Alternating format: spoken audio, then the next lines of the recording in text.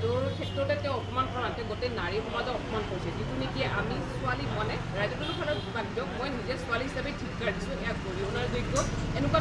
তুলনা মন্তব্য দিব নালাগে তাতে তেওঁ এজন জনপ্ৰতিনিধি আৰু তেওঁ বিভিন্ন শিক্ষা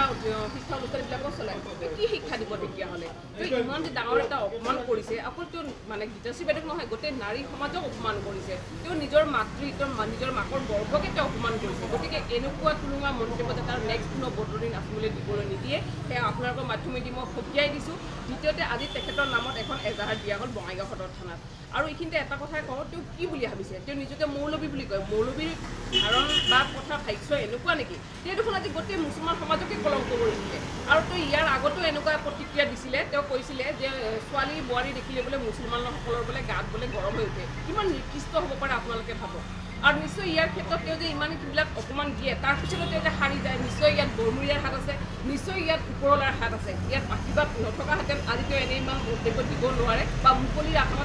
তলত এনেকৈ থাকিব নোৱাৰে গতিকে গৰিহণাৰ কাৰ্য আৰু অতি সোনকালে তেখেতৰ ওপৰত ষ্ট্ৰিক্ট একশ্যন লোৱা যাওক আৰু মাননীয় হিমন্ত বিশ্ব শৰ্মা ডাঙৰীয়া য'ত নেকি গছৰ পাত এটা পৰিলেও তেখেতে চব কথাই জানে গতিকে এনেকুৱা যি মহিলাৰ ক্ষেত্ৰত যিটো বিৰূপ মন্তব্য কৰিছে ইয়াৰ যাতে উচিত শাস্তি যাতে প্ৰদান কৰাৰ ক্ষেত্ৰত